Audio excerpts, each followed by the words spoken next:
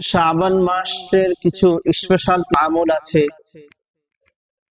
যে শাবান মাসের আমলগুলো আমাদের ভুলে গেলে চলবে না। গত মাসের যেদিন সূর্য অস্তমিত হয়েছে সেদিন থেকেই এই নতুন মাসের সূচনা হয়েছে। জোরে বলেন সুবহানাল্লাহ।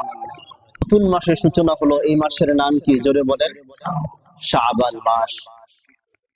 এই মাসে, এই শাবান মাসের আজকে কয় তারিখ আপনারা বলতে পারবেন কেউ? আমরা কিন্তু রমজান মাসের এই আরবি মাসের নিয়মটা আমরা জানি, বা এই তারিখটা আমরা হিসাব রাখি। ঈদুল ফিতর, ঈদুল আজহার, জিলহজ মাসের এই তারিখগুলো আমরা হিসাব রাখি, মুহররম মাসের তারিখগুলো আমরা হিসাব রাখি। অথচ আরবি মাস আল্লাহ তাআলার পক্ষ থেকে নির্ধারিত আমাদের জন্য কুরআনুল কারীমের মধ্যে যেটা নির্ধারণ করেছেন, কুরআনুল কারীমের মধ্যে যে মাসটা আমাদের জন্য দান করেছেন, যে তারিখগুলো দান করেছেন, এটা সম্পর্কে কিন্তু আমরা বেখেয়াল। অথচ আমাদের উচিত ছিল এই অনুযায়ী সবকিছু আমাদের করা। যাই হোক, আমরা এখন থেকে আরবি মাসের হিসাবগুলো আমরা জানবো। ইংরেজি এটা তো জানবোই, সাথে সাথে আরবি মাসের হিসাবগুলো আমরা রাখবো।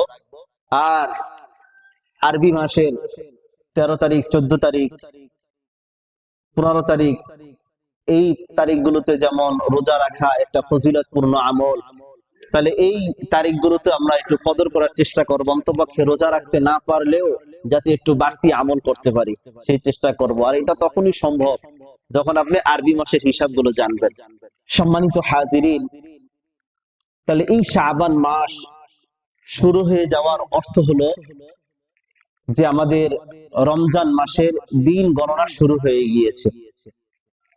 এই শাবান মাসের প্রথম দিন যেদিন অতিবাহিত হয়ে গেছে, তার অর্থ হলো মাহে রমজানের বাকি আর 28 দিন কিংবা 29 দিন বাকি আছে। তাহলে এই শাবান মাস এক একটা দিন অতিবাহিত হবে আর মাহে রমজান মাস ততটা ঘনিয়ে আসবে। তো মাহে রমজান মাস আসা, এটা কি আমাদের, আমরা কি খুশি না বেজার? তাহলে আমাদের এই শাবান মাস এটা আনন্দের দিন। শাবান মাস যত যাবে তত কি আমাদের আনন্দ তত বাড়বে। এই মাসটা একটা প্রতীক্ষার মাস, এই শাবান মাস। কারণ মাহে রমজানের সেই প্রহর গুলো আমরা গুনছি, যেটা সমাপ্তির দিকে যাবে, আর আমাদের আনন্দটা, আমাদের হৃদয়টা ততটাই প্রফুল্ল হবে ইনশাআল্লাহ। তা আরবি মাসের অষ্টম মাস হলো এই শাবান মাস, যার অর্থ হলো, এই শাবান মাসের অর্থ কি? শাবান মাসের অর্থ হলো একত্রিত হওয়া, জমা হওয়া। রমজান মাসের মতোই এই মাসেও আল্লাহ রাব্বুল আলামিনের পক্ষ থেকে অনেক রহমত, অনেক বরকত নাজিল হয়। জোরে বলেন সুবহানাল্লাহ। আল্লাহ রাব্বুল আলামিন যে রোজাকে ফরজ করেছেন, কোন মাসে রোজাকে ফরজ করেছেন? এই শাবান মাসে রোজাকে ফরজ করেছেন। জোরে বলেন সুবহানাল্লাহ। দ্বিতীয় হিজরি শাবান মাসে আল্লাহ রাব্বুল আলামিন মাহে রমজানের রোজাকে ফরজ করেছেন। শুধু এতটুকু নয়, আল্লাহ রাব্বুল আলামিন নবী সাল্লাল্লাহু আলাইহি ওয়াসাল্লামকে একটা বড় হাদিয়া দিয়েছিলেন। যেমন আমাদের প্রথম কিবলা ছিল কোনটা? জোরে বলেন মসজিদুল আকসা। সবাই বলেন কোনটা? মসজিদুল আকসা। এটা কি আমাদের প্রথম কিবলা। নবীজি সাল্লাল্লাহু আলাইহি ওয়াসাল্লাম মদিনাতে যাওয়ার পরেও, হিজরত করার পরেও 16-17 মাস এই মসজিদুল আকসার দিকে ফিরে নামাজ পড়ছিলেন। কিন্তু আল্লাহর নবীর একটা ইরাদা ছিল, মনের একটা চাওয়া পাওয়া ছিল যে আল্লাহ, যদি আমাদের কিবলাটা মিল্লাতে ইব্রাহিম আলাইহিস সালাতু ওয়াস সালামের নির্মিত যে বাইতুল্লাহ আছে, আল্লাহ বাইতুল্লাহর দিকে যদি আমাদের কিবলাটা দান করতেন। কখনো মনে বলেন নাই মুখ দিয়ে, কিন্তু মনে মনে একটা চাওয়া ছিল। আমাদের অনেক কিছু আছে না, যে আমাদের মনে মনে আছে কিন্তু মুখে আমরা বলি না। কিন্তু আমার আল্লাহ সবকিছু জানেন কিনা? জোরে বলেন। আল্লাহ রাব্বুল আলামিন যেমন মুখের কথা শোনেন, জানেন, অনুরূপ ভাবে অন্তরের কথাও আল্লাহ রাব্বুল আলামিন শোনেন, জানেন। আল্লাহর নবী মুখে বলেন নাই, কিন্তু মনে মনে আছে, আল্লাহ যদি আমার এই কিবলাটা যদি বাইতুল্লাহর দিকে ঘুরিয়ে দিতেন, আল্লাহর নবী সাল্লাল্লাহু আলাইহি ওয়াসাল্লাম কতদিন নামাজ পড়েছেন মদিনাতে গিয়ে? 16 থেকে 17 মাস তিনি মসজিদুল আকসার দিকে ফিরে নামাজ পড়েছেন। আল্লাহ রাব্বুল আলামিন তাকে হঠাৎ করে বললেন, নবী আজ থেকে কিবলা আপনার বাইতুল্লাহ। জোরে বলে সুবহানাল্লাহ। قد نرى تقلب وجهك في السماء فلنولينك قبلة ترضاها فولِ وجهك شطر المسجد الحرام। সুতরাং আপনি মসজিদুল হারামের দিকে আপনি ঘুরে যান। এই যে কিবলা পরিবর্তন, যে মাসে আল্লাহ রাব্বুল আলামিন এই নিয়ামতটা মিল্লাত ইব্রাহিম, আমাদের জাতির পিতা হযরত ইব্রাহিম আলাইহিস সালাতু ওয়াস সালামের নির্মিত বাইতুল্লাহ, এই বাইতুল্লাহর দিকে যে আমাদের কিবলা দান করলেন, এটা কোন মাসে দান করেছেন? এই শাবান মাসে দান করেছেন। জোরে বলেন সুবহানাল্লাহ। আমাদের জাতির পিতার আদর্শ, সারা জীবন কি কিয়ামত পর্যন্ত মানুষ তার দিকে ফিরে নামাজ পড়বে। এই শাবান মাসের অনেক ফজিলত আছে, এই শাবান মাসের অনেক মহত্ব আছে। এই শাবান মাসের একটা ফজিলত হলো, এই শাবান মাস এটা এমন একটা মাস যে মাসে আল্লাহ রাব্বুল আলামিনের কাছে বান্দার আমল পেশ করা হয়। জোরে বলে সুবহানাল্লাহ। আল্লাহ রাব্বুল আলামিনের কাছে বান্দার আমল পেশ করা হয় 3 ধাপে। কয় ধাপে? জোরে বলেন। 3 ধাপে আল্লাহ রাব্বুল আলামিনের কাছে বান্দার আমল পেশ করা হয়।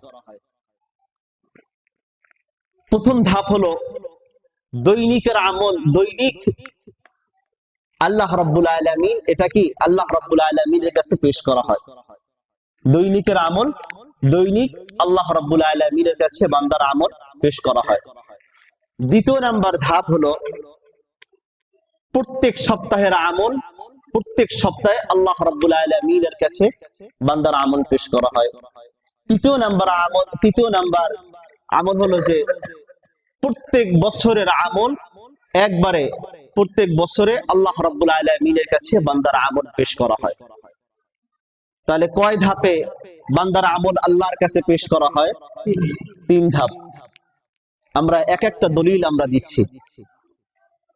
প্রথম ধাপ যে দৈনিকের আমল, দৈনিক আল্লাহ রাব্বুল আলামিনের কাছে বান্দার আমল পেশ করা হয়। বুখারী শরীফের হাদিস 555 নম্বর হাদিস। কত নম্বর হাদিস? 555 নম্বর হাদিস। قال رسول الله صلى الله عليه وسلم, আল্লাহ রাসূল সাল্লাল্লাহু আলাইহি ওয়াসাল্লাম বলেন, ইয়াতাআকাবুনা ফীকুম মালাইকাতুন বিল-লাইল ওয়া মালাইকাতুন নাহার ওয়া ইয়াজতামিউনা সালাতাল ফজরি ওয়া সালাতাল আসর। আল্লাহর নবী সাল্লাল্লাহু আলাইহি ওয়াসাল্লাম বলেন, ও আমার উম্মতরা শোনো, তোমাদের মাঝে রাতের ফেরেশতারা পালাক্রমে আসে, দিনের ফেরেশতারা পালাক্রমে আসে।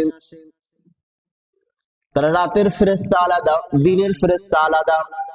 রাতের ফেরেশতারা আসে পালাক্রমে, যার যখন শিডিউল পড়ে, যার যখন সিরিয়াল পড়ে তখন সে আসে। দিনের ফেরেশতারা যার যখন সিরিয়াল পড়ে তখন তারা দিনের বেলা আগমন করে। এবার বলেন কোন সময় ফেরেশতারা একত্রিত হয়? আল্লাহর নবী সাল্লাল্লাহু আলাইহি ওয়াসাল্লাম বলেন, রাতের ফেরেশতারা এবং দিনের ফেরেশতারা কখন আসে?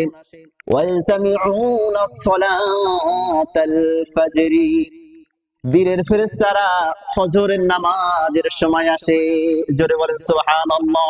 কখন আসে? ফজরের নামাজের সময় দুনিয়াতে আগমন করে।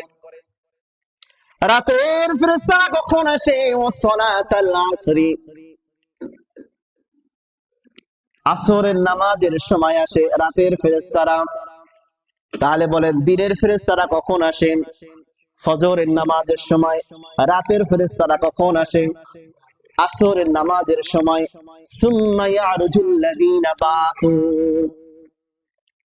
অতঃপর যারা দুনিয়াতে যে ফেরেশতারা সারা রাত্রি যাপন করেছে, বান্দাদেরকে দেখভাল করেছে, বান্দাদের আমলগুলো লিপিবদ্ধ করেছে, ফীকুম সুম্মা ইয়ারজুল লাযীনা বাতু ফীকুম, যে সমস্ত ফেরেশতারা রাত্রি যাপন করেছে তোমাদের মাঝে, এরা যখন আল্লাহ রাব্বুল আলামিনের কাছে ফিরে যায়, ফায়াসআলুহুম, তখন আল্লাহ রাব্বুল আলামিন ফেরেশতাদেরকে জিজ্ঞাসা করেন, জোরে বলেন সুবহানাল্লাহ। ওয়া হুম আ'লামু বিহিম, আল্লাহ রাব্বুল আলামিন তাদেরকে কি জিজ্ঞাসা করবেন? রব্বে কারীম তো বান্দার সম্পর্কে সবকিছুই জানেন, এরপরে আল্লাহ রাব্বুল আলামিন তাদেরকে জিজ্ঞাসা করেন, কাইফা তারাকতুম ইবাদি, ও আমার ফেরেশতারা, তোমরা আমার বান্দাদেরকে কি অবস্থায় রেখে আসলা, কি অবস্থায় আমার বান্দাদেরকে ছেড়ে আসলা?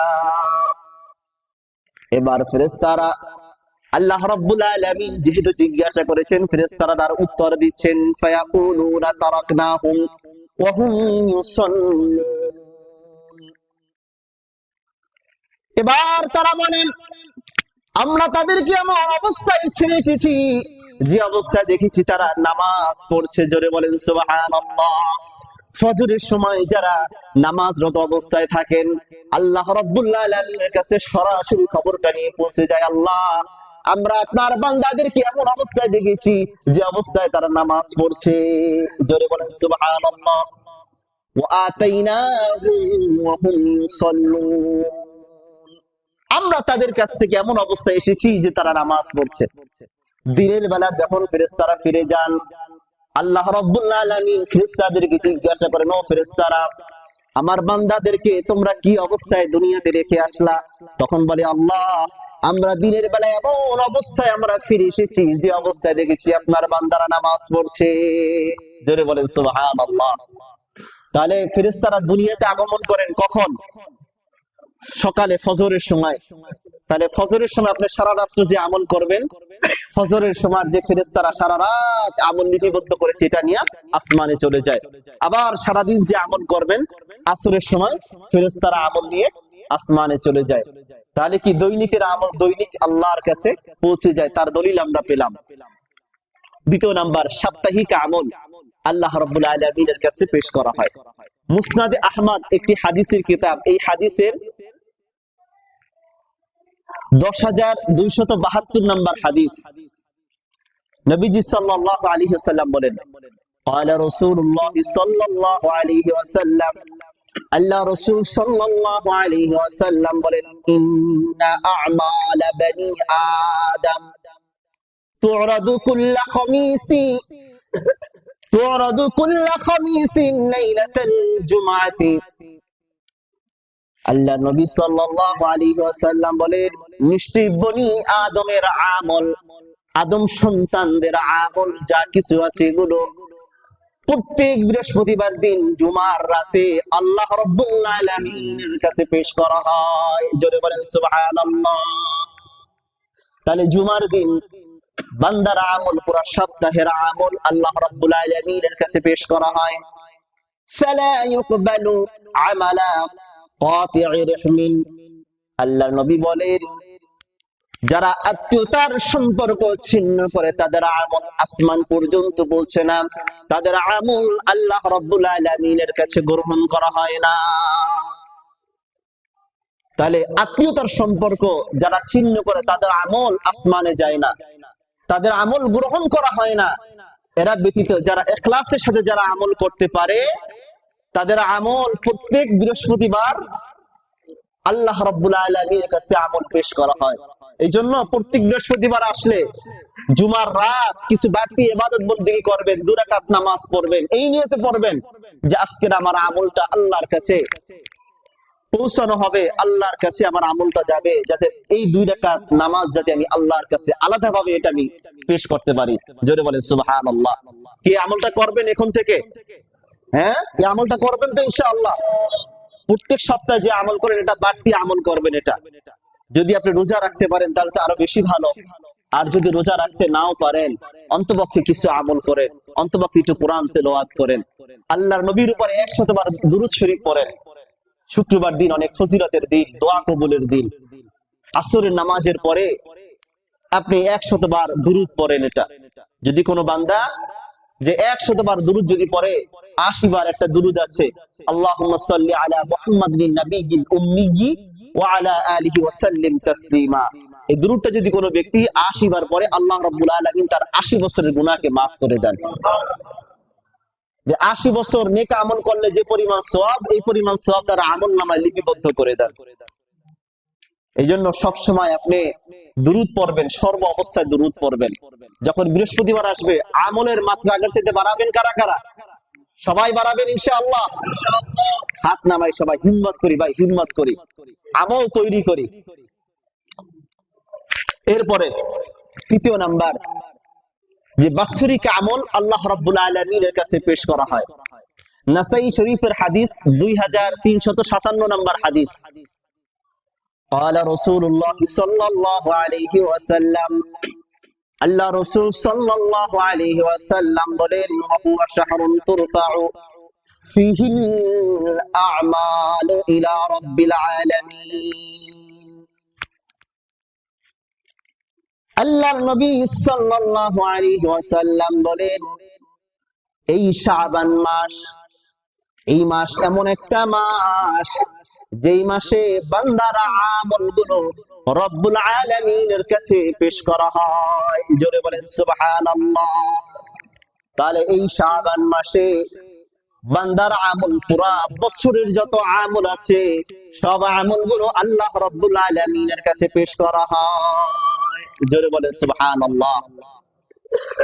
তাহলে বান্দার আমল আল্লাহ তাআলার কাছে পৌঁছে কয় ধাপে পৌঁছে? জোরে বলেন 3 ধাপে। প্রত্যেক দিনের আমল, সাপ্তাহিক আমল, বাৎসরিক আমল। তাহলে এই মাসে যেহেতু আল্লাহর কাছে আপনার আমলটা যাবে, তাহলে আর কিছু বাড়তি আমল করার দরকার আছে কিনা? জোরে বলেন।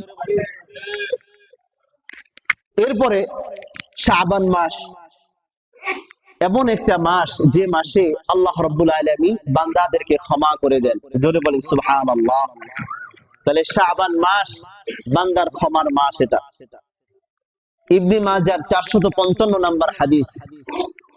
قال رسول الله صلى الله عليه وسلم, আল্লাহ রাসূল সাল্লাল্লাহু আলাইহি ওয়াসাল্লাম বলেন, ইন্নাল্লাহা লা ইয়াত্তালিউ ফি লাইলাতিন নিসফি মিন শাবান فيغفر لجميع خلقه إلا لمشرك أو مساحن। আল্লাহ রাসূল সাল্লাল্লাহু আলাইহি ওয়াসাল্লাম বলেন, নিশ্চয় আল্লাহ রাব্বুল আলামিন এই শাবান মাসের মধ্যে মধ্য রজনী অর্থাৎ 15তম রজনী যেটা আছে, এই রাতে আল্লাহ রাব্বুল আলামিন বান্দাদের প্রতি একটা বিশেষ দৃষ্টি দেন। তার যত সৃষ্টি জীব আছে সমস্ত সৃষ্টি জীবদেরকে মাফ করে দেন। জোরে বলেন সুবহানাল্লাহ। তবে মাফ করেন না কাদেরকে? ইল্লা লিমুশরিকিন, মুশরিকদেরকে আল্লাহ রাব্বুল আলামিন মাফ করেন না। আও মুসাহিনিন, যে অপরের প্রতি বিদ্বেষ রাখে তাকে আল্লাহ রাব্বুল আলামিন মাফ করেন না। তাহলে মুশরিক এবং বিদ্বেষ পোষণকারী কিছু মানুষ আছে না, আলেমদের প্রতি বিদ্বেষ রাখে, ওলামায়ে কেরাম দেখতে পারে না, ওলামাদের সাথে কি করে? বিদ্বেষ রাখে। কোরআনের হাফেজদের সাথে বিদ্বেষ রাখে, ইমামদের সাথে বিদ্বেষ রাখে, নামাজ পড়ে ইমামের পিছনে। আবার কেমন বোকার বোকা, মসজিদ থেকে বের হয়ে ইমামের সমালোচনা করা আরম্ভ করে। যদি ইমামের ভুল হয় আপনি সরাসরি এটা বলে দেন। এটা বা একদিন বয়ান করছে, তার ব্যক্তিত্বে লাগছে, তার দলের বিরুদ্ধে কথা গেছে, এই যে শুরু করে ইমামের বিরুদ্ধে শিকায়েত করা, চুগলখড়ি করা। তাহলে আল্লাহ রাব্বুল আলামিন আল্লাহর নবীকে বলে দেন যে, নবী আপনি বলে দেন যারা এরকমের বিদ্বেষ পোষণকারী যারা আছে, এত বরকতময় রাত পাওয়ার পরেও তারা ক্ষমা পাবে না। এই জন্য বিদ্বেষকারী না হই, মহব্বতকারী হই। মানুষদেরকে মহব্বত করা শিখি, আলেমদেরকে মহব্বত করা শিখি। আলেম হক্কানি উলামায়ে কেরাম যতদিন এই দুনিয়ার বুকে টিকে থাকবে, ইসলাম ততদিন পর্যন্ত টিকে থাকবে। যখন হক্কানি উলামায়ে কেরাম থাকবেন না, তখন এই দুনিয়ায় ইসলামও থাকবে না। আল্লাহ রাব্বুল আলামিন তার ইলমকে উঠিয়ে নেবেন। মদিনার ইলম মদিনায় ফিরে যাবে, মদিনার ইলম মদিনায় চলে যাবে। সেটা কিভাবে যাবে? আলেমদের মৃত্যুর মাধ্যমে। যখন আলেম থাকবেন, আপনি সত্য কথাগুলি কাদের মাধ্যমে জানবেন? যখন বাতিল আলেম আপনার সামনে যখন দাঁড়িয়ে যাবে, সে তখন আপনাকে হেদায়েতের কথা শোনাবে তো দূরের কথা, বরং আপনি তার কথা শুনলে আপনি সংশয়ের মধ্যে পড়ে যাবেন, সন্দেহের মধ্যে পড়ে যাবেন, আপনি গোমরাহ হয়ে যাবেন। এটা সম্মানিত হাজিরিন, এই জন্য রাষ্ট্রের সব থেকে শ্রেষ্ঠ সন্তান, সব থেকে দামি সম্পদ হলো উলামায়ে কেরাম। এই মাসে আল্লাহর নবী সাল্লাল্লাহু আলাইহি ওয়াসাল্লাম কোন আমল সব থেকে বেশি বেশি করতেন? আল্লাহর নবী সাল্লাল্লাহু আলাইহি ওয়াসাল্লাম কোন আমল বেশি করতেন এটা কে জানবেন? আল্লাহর নবীর স্ত্রীগণ কি জান? কথা বলেন ঠিক কিনা? আপনার অর্থ হালাল না হারাম এটা কে জানে বেশি? আপনার স্ত্রী জানে। কে জানে? আপনার স্ত্রী জানে। ইমাম সাহেব ভালো না খারাপ আপনার চাইতে কে বেশি জানবে?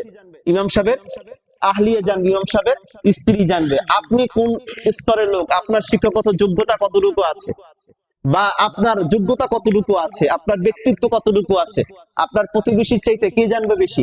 আপনার স্ত্রী জানবে। কথা বলেন ঠিক কিনা? আল্লাহর নবীর যত গভীর আমল ছিল এই আমলগুলো কে জানতেন বেশি? আল্লাহর নবীর স্ত্রীগণ বেশি জানতেন।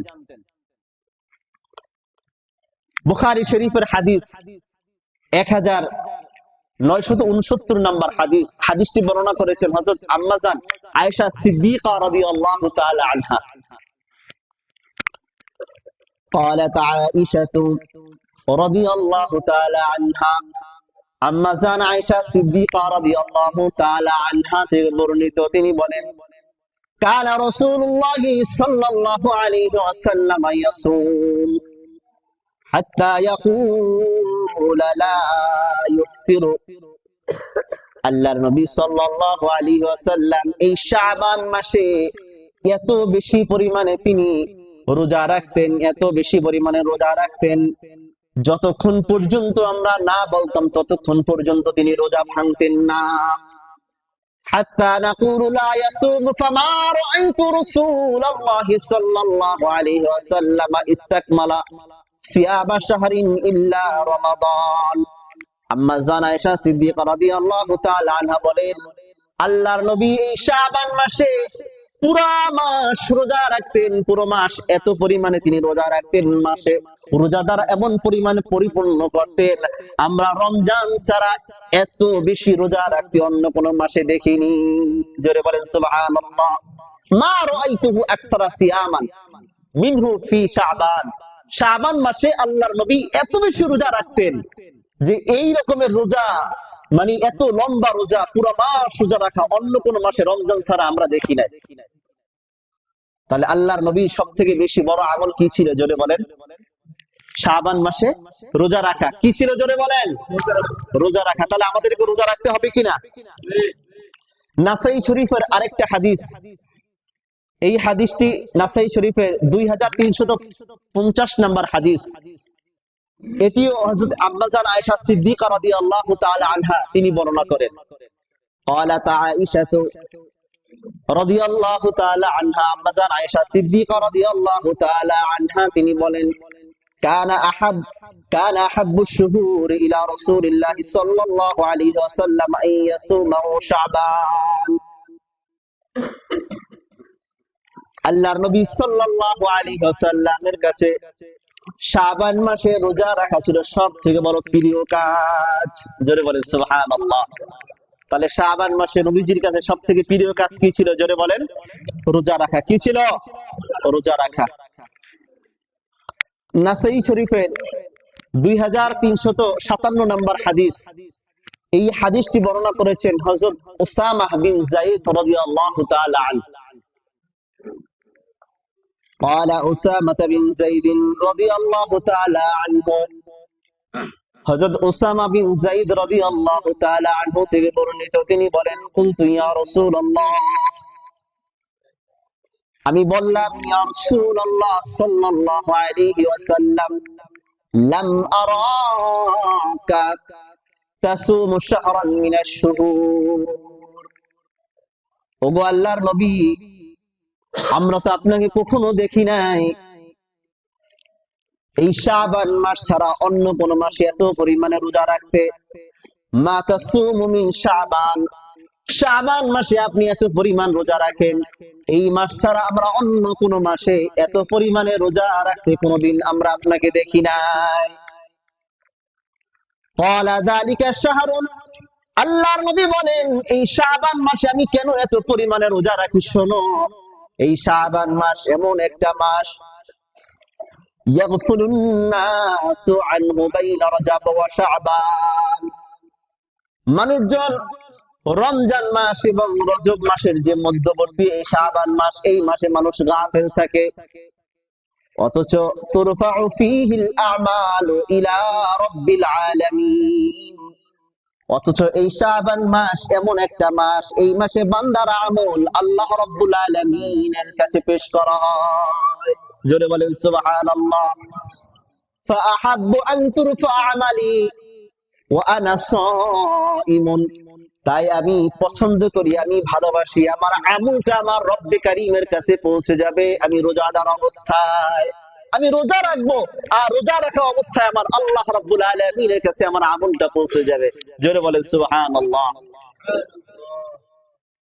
তাহলে এই শাবান মাস অনেক বড় দামি মাস। আল্লাহর নবী এই মাসে কি পরিমাণ রোজা রাখতেন, যে নবীজি সবসময় আকাঙ্ক্ষা করতেন যে আমি রোজা রাখবো, রোজা রাখা অবস্থায় আল্লাহর দরবারে আমার আমলটা পৌঁছে যাবে।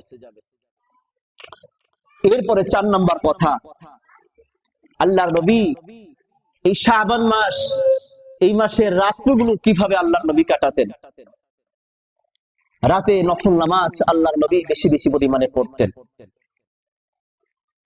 তিরমিজি শরীফের 2485 নম্বর হাদিস, قال رسول الله صلى الله عليه وسلم, আল্লাহ রাসূল সাল্লাল্লাহু আলাইহি ওয়াসাল্লাম বলেন, ইয়া আইয়ুহান নাস, হে মানুষ সকল, আফসুস সালাম, তোমরা সালামের প্রচার প্রসার বেশি করো, ওয়া আতইমুত তাআম, এবং তোমরা মানুষদেরকে খাবার খাওয়াও, ওয়া সাল্লু, তোমরা নামাজ আদায় করো। কখন তোমরা নামাজ আদায় করবা? ওয়ান নাসু নিয়াম, যখন মানুষজন ঘুমিয়ে থাকে। তাহলে কয়টা আমলের কথা বললেন নবীজি? 3টা আমলের কথা। কয়টা আমল জোরে বলেন? 3টা আমল। 1 নাম্বার, মানুষদেরকে বেশি বেশি পরিমাণে সালাম দেওয়া। 2 নাম্বার, মানুষদেরকে বেশি বেশি খাবার খাওয়ানো। 3 নাম্বার, যখন সমস্ত মানুষ ঘুমিয়ে থাকে ওই সময় নামাজ পড়া। বলেন ওই সময় কোন নামাজ? কি ফজরের নামাজ না তাহাজ্জুদের নামাজ? বলবেন হুজুর ফজরের সময় তো মানুষ ঘুমিয়ে থাকে। ভাই এটা ফজরের নামাজ নয়। কোন নামাজ এটা? তাহাজ্জুদের নামাজ। আল্লাহর নবী সাল্লাল্লাহু আলাইহি ওয়াসাল্লাম বলেন, এই 3টা আমল যদি কোনো বান্দার জীবনের মধ্যে যদি থাকে, তাদখুলুল জান্নাতা বিসালাম, ওই আল্লাহর বান্দা নিরাপদে হাসতে হাসতে জান্নাতের ভিতরে প্রবেশ করবে। জোরে বলেন সুবহানাল্লাহ। হাসতে হাসতে নিরাপদে জান্নাতে প্রবেশ করতে কারা কারা চাই? আমরা সবাই চাই। আমরা সবাই যদি আমরা চাই, তাহলে 3টা আমল আপনার ভিতরে আপনি আনেন। যে 1 নাম্বার আমল কি? মানুষদেরকে সালাম দেন বেশি বেশি। এখন হুজুররা মুসল্লিদেরকে সালাম দেয়, মুসল্লিরা সালামের উত্তর নেয় না, আসতে এ মনে করে যে এটাই তো আমার আত্মমর্যাদা, আমাকে সালাম দিবে, আর আমি মনে চাইলে নিব, না মনে চাইলে না, আমি মনে মনে নিব। কোন ব্যক্তি যদি সালাম দেয় তখন জোরে সালাম নেওয়াটা, তাকে শুনিয়ে দেওয়াটা, এটা কি ওয়াজিব। এটা কি জোরে বলেন? ওয়াজিব। আবার সবাই যদি সালাম কামনা করে, সালাম দিতে চায় না। আল্লাহর নবী সাল্লাল্লাহু আলাইহি ওয়াসাল্লাম তো নিজে সালাম দিতেন, বাচ্চাদেরকে সালাম দিতেন। আল্লাহর নবী এমন পরিমাণে সালাম দিতেন, একটা গাছের আড়ালে গিয়েছেন, তার সাথে আবার দেখা হলে আবার আল্লাহর নবী সালাম দিতেন। কিন্তু আমাদের মধ্যে এটা বড় অভাব। এটা সালাম দিবেন কি, সালাম দিলেও অনেক মুসল্লি আছে যে উত্তর নেয় না। এটা এই জন্য কোন ব্যক্তি যদি এমন করে উত্তর না নেয়, তাকে আবার সালাম দিবেন, ভাই আমি আপনাকে সালাম দিয়েছিলাম। যদি বলে আমি সালাম নিয়েছি, বলবেন জোরে নেওয়াটা ওয়াজিব। হুজুর বলেছে জোরে নেওয়াটা কি ওয়াজিব, এটা তাকে স্মরণ করিয়ে দিবেন। ঘরে ঢুকবেন, সালাম দিবেন। আপনি যদি আপনি ঘরে ঢুকে বিবিকে আপনার সালাম দেন, আপনার মান সম্মান কি কমে যাবে? হ্যাঁ, এই জন্য আপনি ঘরে যাওয়ার পরে আপনার বিবিকে সালাম দিবেন। আল্লাহ তাআলা আপনার ঘরের উপর রহমত বরকত দান করবেন। সালাম শব্দের অর্থ কি? যে আসসালামু আলাইকুম, তোমাদের উপর সালাম শান্তি বর্ষিত হোক। আপনি কি চান না আপনার ঘরের উপরে সালাম শান্তি বর্ষিত হোক? এই জন্য আপনার বাচ্চাদেরকে আপনি সালাম শিখান। আপনি ঘরে যাবেন, সালাম দিয়ে ঢোকেন। ঘর থেকে বের হবেন, সালাম দিয়ে আপনি বের হন। সবাইকে আপনি সালাম শিখান, সালামের প্রচার প্রসার বেশি করেন। আর তাহাজ্জুদের নামাজ, এটা আমরা সবাই পড়ি।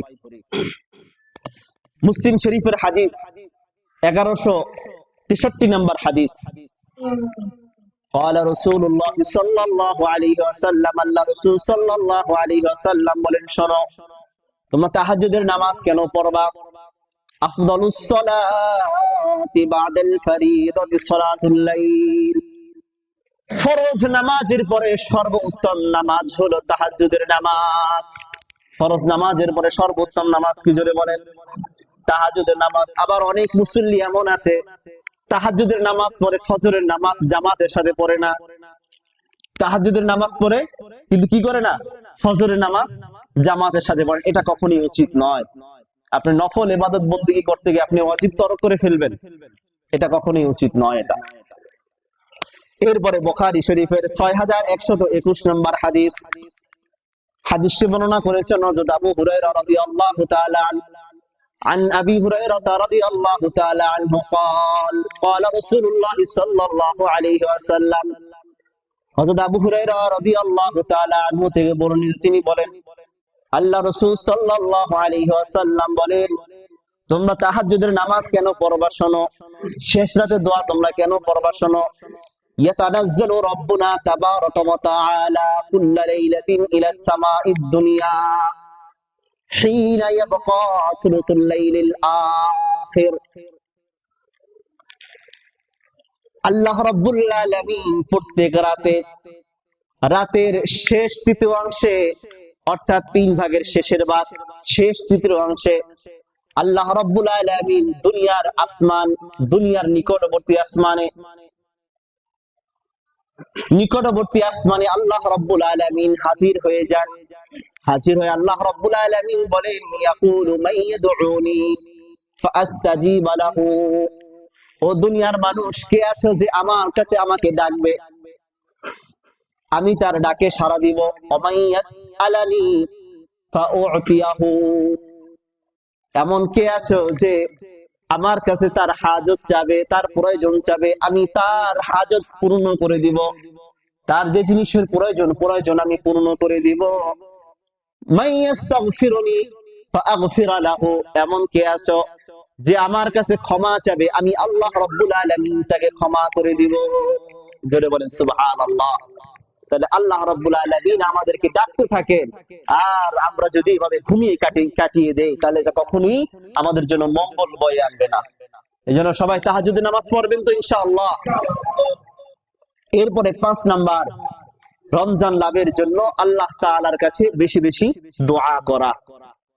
যেমন হাদিসের মাঝে এসেছে যে আল্লাহর নবী বেশি বেশি দোয়া করতেন, আল্লাহুম্মা বারিক লানা ফি রজব ওয়া শাবান ওয়া বাল্লিগনা রমাদান। সবাই বলি আল্লাহুম্মা বারিক লানা ফি রজব ওয়া শাবান ওয়া বাল্লিগনা রমাদান। এই দোয়াটা সব সময় পড়বেন। প্রয়োজনে ঘরের মধ্যে যে জায়গায় আপনার বেশি চোখ পড়ে জায়গাটা আপনার লিখে রাখবেন। যখনই মনে পড়বে, যখন দরজার সামনে আপনার লিখে রাখবেন, যখনই মনে পড়বে তখনই এই দোয়াটা আপনি পড়বেন যে আল্লাহুম্মা বারিক লানা ফি রজব ওয়া শাবান, ও আল্লাহ আপনি রজব মাস শাবান মাসে আপনি আমাকে বরকত দান করেন, ওয়া বাল্লিগনা রমাদান, আল্লাহ আপনি আমাদেরকে রমজান মাস পর্যন্ত পৌঁছে দেন। জোরে বলেন সুবহানাল্লাহ। তাহলে এই 5টা আমল এই শাবান মাসে আমরা বেশি বেশি করব ইনশাআল্লাহ। আল্লাহ রাব্বুল আলামিন যেন আমাদের সবাইকে তৌফিক দান করেন।